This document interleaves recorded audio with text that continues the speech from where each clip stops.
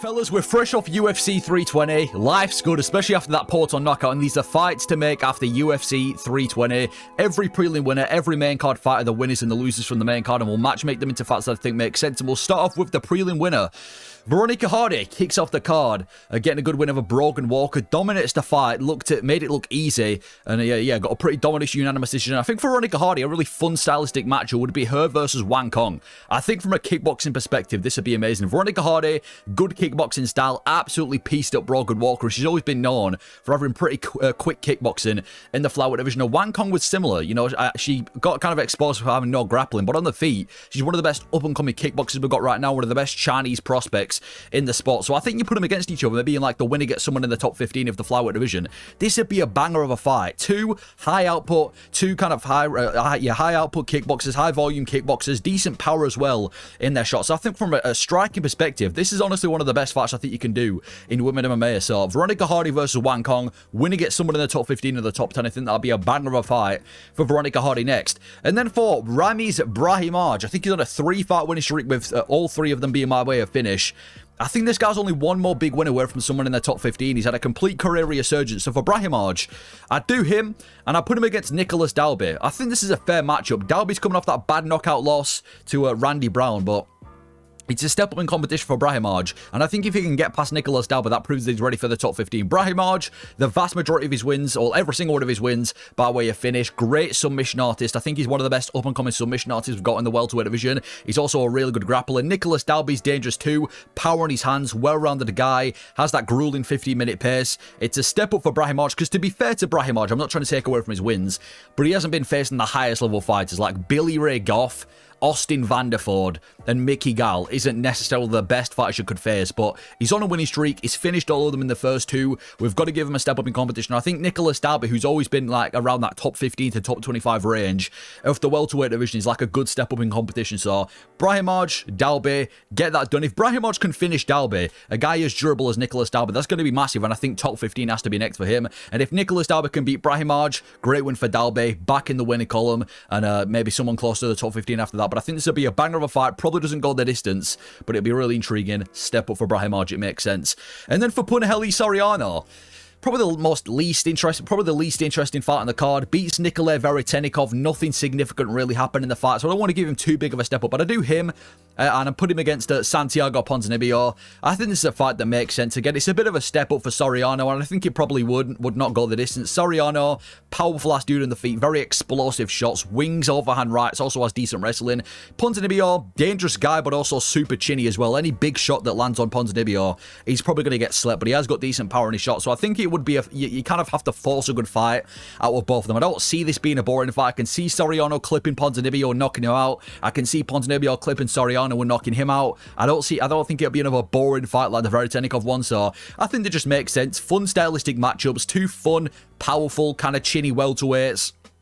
Well, it's a bit of a step up for Soriano and a step down for Ponzinibbio. I think it makes sense. So Ponzinibbio, Soriano, I get that done. And then for Farid Basharat, gets the it was a pretty fun fight, to be fair. I was expecting it to be boring, but he gets the win over Chris Gutierrez and kind of dominated Gutierrez as well. So I do Farid Basharat versus Kyler Phillips. This is what I do next for Farid Basharat. It's got to be someone in the top 15 next for Farid Basharat. You know, I think he's 5-0 or 6-0 in the UFC, undefeated, just beat Gutierrez.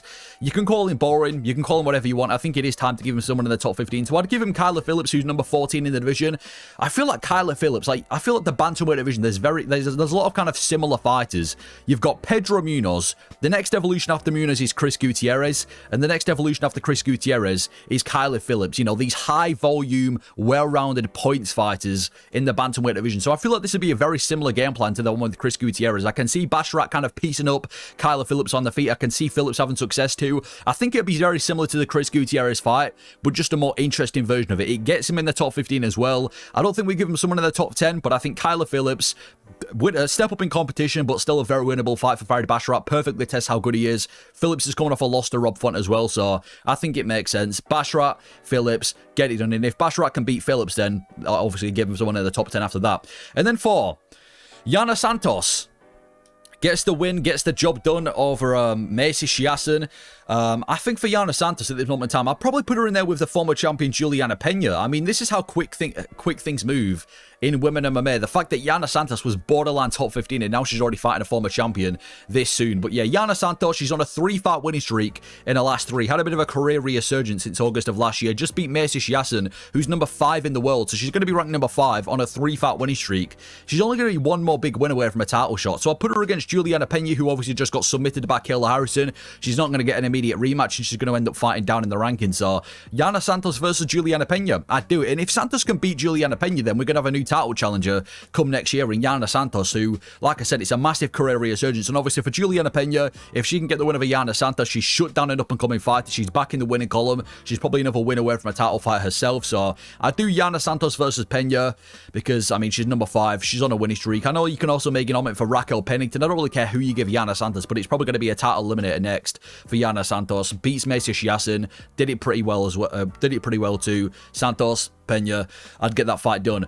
And then for Edmund Shabazian, easily knocks out Andre Muniz. So I'd give him a step up in competition. I don't want to rush Shabazian because last time we rushed him, he got fed to the wolves and destroyed. I'd do Edmund Shabazian versus Kelvin Gastelum. This is a fight that I'd do, yeah, in the middleweight division. I think, yeah, this has been quite an interesting fight because you've got Edmund Shabazian, who, I said this in the breakdown yesterday, he has got a bit of a bad gas tank, but in the first round, he might be one of the best kickboxers in the middleweight division. Super dangerous, super technical, powering all of his shots. And obviously Kelvin Gastelum, just a dogfighter, man. The only thing, the biggest fight for Gastelum is making weight, but as far as striking goes, slick boxer, decent defense too. You've got elite power in Edmund Shabazian versus the elite chin in Kelvin Gastelum. I think it'd go pretty similar to the Joe Pyfer fight because it's kind of that whole narrative. You've got a dangerous kickboxer versus Kelvin Gastelum, but I think it'll probably be a better fight because I can see Shabazian, especially earlier on, pushing the pace on Kelvin Gastelum, and I don't think Gastelum would be as wary of the power as he was with Joe Pyfer. So I can see this being a funner version of the Joe Pyfer fight. And for Edmund Shabazian as well, if he can beat Kelvin Gastelum or even pull off the impossible and finish Kelvin Gastelum, chin him,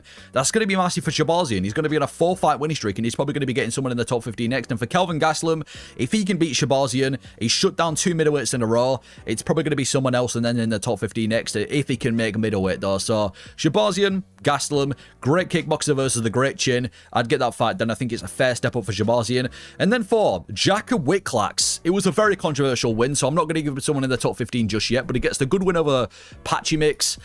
I do Jaka Wiklax versus Bryce Mitchell. I think stylistically, this would be an amazing fight. I mean, they're both very heavy grapplers. Jaka Wiklax come from a grappling background, and even though he didn't really dominate Patchy Mix with the grappling, it was very back and forth. He had moments in that fight where he was able to out-grapple the grappler in Patchy Mix. And obviously, Bryce Mitchell, one of the best wrestlers in the bantamweight division right now since moving down, dominated Said Nurmagomedov, but an all-American beatdown on him last time, and I think it was in Abu Dhabi earlier on this year, so it might have been Baku. I forgot which card it was, but yeah, I put this fight. I think the winner of this fight gets someone in the top 15 next as well. If Bryce Mitchell can beat Jaka Wiklax, I think he's now 2-0 at bantamweight. Let's give him someone in the top 15. And for Jaka Wiklax, if he can beat Bryce Mitchell, same for him. He's got 2 good wins unranked at bantamweight. Give him someone in the top 15. So I think stylistically, very fun fight. 2 high-level grapplers. It's a step up for Jaka Wiklax after Patchy Mix, and especially for Bryce Mitchell, who looked great at bantamweight as well. Let's give him an opportunity against a former KSW champion.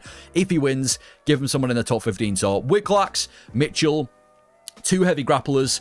I'd book them later on this year, or maybe not later on this year, but I booked them early next year. I'd get that fight done. And then for Daniel Santos, pulls off, I don't think it was an underdog win because I'm pretty sure it might have been a slight favourite, but gets the win over Ju Sang Yu. Well, Ju Sang Yu was taunted him, he clips him. For said Daniel Santos, I'm going to put him in a firefight. I'm going to put him in one of the best fights you can make in the featherweight division. Daniel Santos versus Nate Landwehr. Any fight you put Nate Landwehr in, it's probably going to be fun, but I think you put Santos in there. This is one of those fights where it's like a recipe for a banger. You know what I mean? This would be an amazing fight. I mean, Daniel Santos is one of those classic shoot-a box strikers. Great Muay Thai, always in your face, piecing you up, just knocked out one of the biggest prospects in this division in Ju Sang Yu. And obviously, Nate Landwehr, I mean, the guy's the definition of a dogfighter. Walking forward, pressuring you all the time, throwing shit recklessly, doesn't give a fuck if he gets clipped. Very, very vulnerable, very, very dangerous. Landwehr versus Santos, let's get it done. If Santos could beat Landwehr, and you know what, I think Santos would probably chin Nate Landwehr, because I will say this about Nate Landwehr, he's obviously very powerful and durable, but he's got an awful chin, and you put him against anybody elite, he ends up losing. So I think this makes sense for Daniel Santos. It'd be a banger of a fight. It's against a fairly big name as well for Santos, because obviously a lot of people are aware of Nate Landwehr. So I'd get this some sort of pay-per-view, maybe like a pay-per-view prelim card. Santos versus Landwehr, and if Santos can beat Landwehr, then I think he's now going to be on like a 5-fight winning streak, and we're going to be talking about some big fights after him in the featherweight division. It's also an opportunity for Landwehr, gets to fight an up-and-coming guy. If he beats him, he's obviously going to be back in the winning column as well. So Santos, Landwehr, Absolute banger. One of the best unranked fights you can make in the featherweight division. I think it'd be sick. I don't think it goes the distance. Two reckless strikers. Let's book them against each other. And then for Ateba Gautier, the middleweight Francis Ngannou. It's got to be a step up next for Ateba Gautier. He goes out there and absolutely demolishes Tristan Vines, just as we expected. He's now 3-0 in the UFC, all of them being against cans. It's got to be a step up for next for Ateba Gautier. He is the definition of a can crusher. I'd put him in there with Michel Pereira. I think Michel Pereira is like the perfect step up in competition, because to be fair to Michel Pereira, he was on like a 7-fight winning streak last year. He was one of the best up-and-coming guys in the middleweight division. He was in the top 15 in main event at a fight night. But we're looking at him now. He's now on a 3-fight losing streak. He's been finished in 2 of those 3 losses, and he just got knocked out cold by Kyle Dorcas, the grappler. He's in the worst position stage he's been in right now, and now we feeded him to Ateba Gautier. So I do this fight, I think, for Gautier. I mean, it is a step up in competition to go from Tristan Vines, who I'm pretty sure I saw working at the 7-Eleven the other week, to now facing Michel Pereira. That's a big step up in competition. You know, Michel Pereira, even though he's in a bad career form, he's still a massive step up, and but it's also massive for Ateba Gautier, because if he can go out there and chin Michel Pereira, which he has a good chance of doing, especially after Kyle Dorcas just did, that's going to be massive for Gautier. If he can chin Michel Pereira and make it look easy as he did with everybody else, he might be the top 15 next. I'm not trying to rush the guy, but it might be someone near the top 15 at middleweight next. And for Michel Pereira, he has just been chinned in his last 3, but I mean, like I said, this is a big step up for Ateba Gautier. This is kind of like one of those fights where we see if he's a fraud or not. So it's got to be a step up next for Ateba Gautier. I'd put him in there with an explosive guy in Michel Pereira. 2 very powerful, explosive guys. Probably one of the most muscular fights you can make in the middleweight division, but I think this makes sense. Sink or swim for Ateba Gautier. Let's put him in there with Michel Pereira. And then for the first main card loser, Abbas Magomedov loses to Joe Pyfer. I'd probably do Abbas Magomedov versus Mansour Abdulmalik. I think this is a decent fight to make. If you look at their records right now, Magomedov obviously just lost to Joe Pyfer. Mansour Abdulmalik was one of the better middleweight prospects. He's on a 3-fight winning streak, all by KO. He just had a no contest with Cody Brundage. So I think we need to give Abdulmalik a bit of a step up in competition. Magomedov's coming off a loss. I think they're both fairly evenly matched as well. Abdulmalik's like a wrestler with powerful hands, and Magomedov is obviously a kickboxer with no gas tank. So I think it could be a decent matchup. So step down for Abbas Magomedov away from the rankings against an upcoming middleweight. Abdulmalik, Abbas Magomedov, I get that. And then for Joe Bodycam Pyfer, yeah, I'd probably do Joe Pyfer versus Jared Cannonier next. I think we've got to give him someone in the top 15 next for Joe Pyfer. I mean, he obviously lost to Jack Hermansson last year, but he's now on a 3-fight winning streak. 2 of those wins on that winning streak being by finish as well. Just got easy finish over, well, not, he definitely wasn't an easy finish, but got that comeback finish over Abbas Magomedov.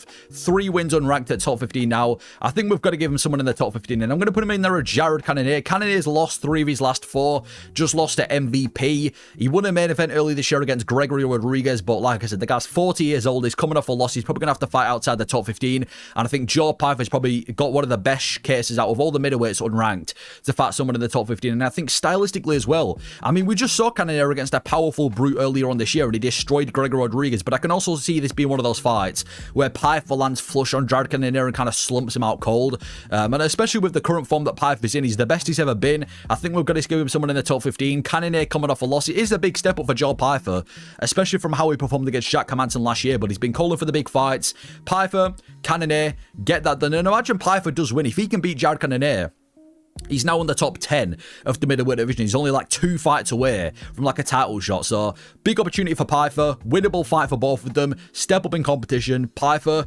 Cannonier, I get that done. And then for Josh Emmett, I'm going to be honest, I think Josh Emmett should just hang the gloves up, man. I'm going to say retire. To be fair, he didn't really take any damage in this fight, so it's not like he's just had an absolute 5-round war and he's, you know, made his CTE worse, but the guy's 40 years of age. He's lost the vast majority of his recent fights. He's lost 4 of his last 5, and his last win was against Bryce Mitchell back in 2023.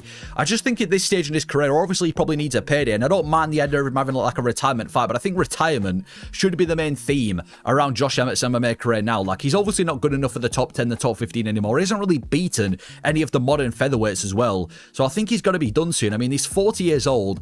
He's kind of just known for taking a beating. He's in other people's highlight reels nowadays. And again, apart from that one big shot he landed over Bryce Mitchell back in 2023, he's not really done anything in his last 5 fights. So I think retirement could be an option. 40 years old in the featherweight division, taking a beating nowadays isn't fair enough to compete with the best at featherweight anymore. So I'd probably say Emmett should think about retiring. And for Yusuf Zalal, there's a lot of options for Zalal in this division, but I think a fight that really intrigues me would be Yusuf Zalal versus Aljamain Sterling. This is one of the best grappling fights you can make in the featherweight division right now. This would be complete heat. You've got Yusuf Zalal, who might be the best upcoming submission artist we've got in this division. Just submitted Josh Emmett easily. Great grappling, elite grappling. And obviously, Aljamain Sterling, he's one of the best grapplers in the UFC. I mean, we saw it in the bantamweight division. We've seen it at featherweight so far. Elite wrestling. This could even be a title eliminator as well, because I know Sterling's always bitching on Twitter saying he wants to fight for the belt soon and he wants a big fight. So I think if you promise both of them that the winner of this fight would eventually fight for the belt next in the next fight, because I know we've got obviously Diego Lopez and we've got a couple of guys at the top like the Raw Murphy too, but I think if you do Sterling versus Alal, tell them that the winner gets a title eliminator. Of the winner, this is a title eliminator. I think they take it as well. And again, imagine the grappling exchange. You've got a wrestler like Aljamain Sterling. You've got a jiu-jitsu guy like Yusuf Zalal. Former champion versus upcoming guy. Two guys on the rise in the featherweight division. I think this will be a banger and one of the best grappler versus grappler fights you can do in the UFC. And if Yusuf Zalal wins, you've got a new name at the top of the featherweight division, which is only going to make it better if Volkanovski's going to stay around. So Yusuf Zalal, Aljamain Sterling. I think you book this fight. Winner can potentially fight for a belt in their next fight, even though there is a bit of a logjam in the featherweight division right now. But I think stylistically, from a grappling perspective, this is one of the best fights you can do in this division. I'd book them against each other. And then for Khalil Roundtree, I kind of feel for Khalil Roundtree, man, because he looked good, but I put him in there with Rakic and Mirzakhanov. Rakic and Mirzakhanov are booked, but I put the winner of that fight in there with Khalil Roundtree. Now, obviously, Roundtree, one of the best strikers in the UFC, and to be fair to him, he was probably 2 rounds up against Yuri Prochazka. He looked great. He was picking apart Yuri, and then eventually, shit goes out the window. He gets knocked out by Yuri, gasses out, takes a beating, ends up getting knocked out. And we've got Rakic and Mirzakhanov coming up. I think it's on the next pay-per-view at UFC 321, which is a big fight in the light heavyweight division, especially for Azamat Mirzakhanov. So I'd put Khalil Roundtree in there with the winner. If Azamat Mirzakhanov wins, he's one of the biggest dark horses in this division, undefeated, the vast majority of his wins by KO. If he beats Rakic, he's going to be number 7 on an undefeated winning streak, and I think after that he's going to want a bit of a step up, and I think Roundtree versus Mirzakhanov in like a main event would be an absolute banger. Probably doesn't go the distance. And for Alexander Rakic, obviously, he keeps losing to these elite guys. If he can shut down Azamat Mirzakhanov, I think him and Roundtree is one of their stylistically striking matchups. I think I've been thinking about that fight for a long time. Even before Roundtree fought Pereira, him and Rakic was like a stylistically fun fight I wanted to see in the light heavyweight division. So I think regardless of who wins between Rakic and Mirzakhanov, chuck them in there with Yuri in a main event, you've got yourself a banger. And then for Yuri Prochazka, now there is a bit of an argument if he should get the next title shot. I think for Yuri, he should get the next title shot, but he shouldn't get the next title shot. He should get a title shot in his next fight, but I think we should do Carlos Ulberg first. That's what I think we should do. I think for Yuri, well, I think for the light heavyweight division, you do Ulberg versus Pereira, which I think I'll talk about that in a second. I think that should be the next fight in the light heavyweight division for the belt. Ulberg's untouched, Pereira's untouched. Get them against each other later on or earlier on next year. And Yuri, he's on a 2-fight winning streak against both top guys. He's finished both of them. I think he's earned himself a title fight, but I think you should have to wait. I think what the UFC should do is Ulberg versus Pereira early next year. The winner of that fight takes on Yuri. If Porton wants to move up to heavyweight, then maybe you do like a Yuri versus another top contender, maybe like a Bogdan Guskov for the vacant belt or whatever it goes. I think Yuri should get a title shot next, but I think he should have to wait, and I think Carlos Ulberg should be getting the next shot. So Yuri, I think he's earned himself a title fight, but I think there is a bit of a queue right now, and I think he's not at the top of the queue. And then for Corey Sandhagen, loses to Merab, loses to one of the elites. I know that one of the big fights people are talking about is Sandhagen versus O'Malley, but I think O'Malley and Song Yadong might be booked for December, and I think if O'Malley's looking to come back for December, it's going to be too soon for Corey Sandhagen. So I do Corey Sandhagen versus one of the fresh, brand new bantamweights, David Martinez. This is the fight I do for Corey Sandhagen. Yeah, Corey Sandhagen obviously just lost to Merab, one of the elites. He's lost 2 of his last 3. I think he's going to need a bit of a break from the top 5. Is Corey Sandhagen. And David Martinez, I mean, a year ago, he wasn't even in the UFC, and now he's 2-0 in the UFC, just beat Rob Font. And I think it's not even like they're too far away in the rankings as well. David Martinez on a big winning streak, number 11. Corey Sandhagen just lost 2 of his last 3. And number 4, massive opportunity for David Martinez. Can you imagine David Martinez like finishes or even gets the win over Corey Sandhagen? We've now got a brand new name out of nowhere at the top of the bantamweight division for Merab. And if Corey Sandhagen can beat David Martinez, then he's got his win. He's got his kind of bounce back victory. And then we can start talking about maybe Sandhagen versus O'Malley or Sandhagen versus some of the other top bantamweights in the world. So Sandhagen, I put him in there with David Martinez. Big step up for Martinez, but he's in the top. Well, he's pretty much in the top 10. He just beat Rob Font in his second fight on short notice. He's a talented dude. I don't see why not. Sandhagen, David Martinez. And then for Merab himself, A couple of options from Merab. I'd do him and PT Yan. I think the rematch between him and PT Yan, even though the first fight wasn't really competitive, I think we've got to give Yan his rematch at this moment in time. Yeah, we've always got Nurmagomedov and Batista later on this month at UFC 321, which I think the winner of that fight should fight for the belt, but I think it should be PT Yan next. PT Yan, he's on a 3-fight winning streak, man, and he's beat, well, at least 2 top 5 guys now. I mean, even if you don't want to see the rematch, he's earned it. He's a former champion. Since losing to Merab, he's won his last 3 fights. I think you've got to book it again. Merab, Yan, number 2. I mean, Merab said he wants to go in December, so if they can get that fight booked for December, fair enough, but maybe even like January or February next year. Yeah, PT Yan, Merab Dvalishvili, get the rematch done. And I think Yan, even though I'm definitely picking Merab to win, especially after the first fight, he's got a decent chance of winning, you know, because he is one of the better wrestlers in this division. Very well-rounded, great boxing. I think he's like a slightly more difficult version of Corey Sandhagen, so I'm interested in the rematch. I'd still pick Merab, but Yan's earned his title shot. Let's get that fight done. And then 4, Magomed Ankalaev, back on the loser board. Tonight's big loser. Loses to Alex Pereira. I do Magomed Ankalaev versus Jamal Hill. It was kind of hard to think of an opponent for Ankalaev because a lot of these guys are coming off losses in the light heavyweight division, and the people that were coming off wins, I mean, they're already either booked or I think there's only bigger fights on the horizon. So for Ankalaev, I do him and Jamal Hill. They've got a lot in common. They're both former champions. Ankalaev obviously just a champion a day ago. Jamal, who used to be a champion, obviously. Ankalaev got knocked out by Porton. Hill got knocked out by Porton. It's a fight between 2 former champions who've been slept by Porton in the light heavyweight division that we haven't seen yet. I know there's going to be people that say that Jamal Hill doesn't deserve to fight someone in the top 5, and I guess you can say that. I guess I can see the logic behind it, but I mean, it's Magomed Ankalaev that he's facing. I think if Hill loses another one after this, if he loses to Ankalaev, then we start talking about the top 15 guys. And for Ankalaev, if he can beat Jamal Hill, he's back in the winning column. He's only like 2 more wins away from the title fight, so I'd do him and Ankalaev. Kind of intriguing fight. 2 former champions, 2 different styles. Interested to see how Ankalaev bounces back. That's what I do. And then for Porton, I already said earlier in the video, Alex Pereira versus Carlos Ulberg should be the next fight in the light heavyweight division. Yeah, this should be the next fight that they do. Obviously, Porton just slept Magomed Ankalaev, got the belt back in good fashion. I think he'd have one more light heavyweight fight before moving up to the heavyweight division. And I think that one fight should be against Carlos Ulberg. I don't see the whole thing about Yuri. We've seen Yuri in there twice against Alex. 2 different times they got knocked out both times. I know Yuri deserves a title fight next, but if there's anybody that deserves it above Yuri, it is Carlos Ulberg. He's been at the media day. He's been around Fight Week. He's obviously trying to promote himself as a #1 contender. He's on this massive winning streak. He just knocked out Dominic Reyes last week as well, which was kind of like a title eliminator in the light heavyweight division too. So I want to see Alex in a fresh matchup. As much as I like the idea of Alex and Yuri 3, we've seen it twice before. I want to see Alex in fresh matchups. Ulberg is that fresh matchup. This young, big winning streak guy, KO artist, strike it in the light heavyweight division. He just knocked out Reyes. It's a fresh matchup for Porton. I'd obviously pick Porton to win this fight, but it's a fresh matchup. And then if Porton can beat Ulberg, maybe he moves up to light heavyweight, and then we do Yuri versus somebody else for the vacant belt. But regardless, Alex, Ulberg, I think this should be next. Ulberg's definitely the most deserving contender. The only other way I'd see anything other than this fight is if Alex immediately moves up to heavyweight, and then I'd do Ulberg versus Yuri for the vacant belt. But even if, you know, it doesn't really matter what Porton's doing. I think regardless of what's happening, the next title fight in the light heavyweight division should involve Carlos Ulberg. So him and Alex, let's see them run it early next year, March of next year. Ulberg, Porton, 2 strikers. The light heavyweight division is so back. Those will be the fights I make after UFC 320. Let me know if you agree. This is where the fights I've made. If you'd switch any matchups around, let me know your thoughts. Thank you for watching.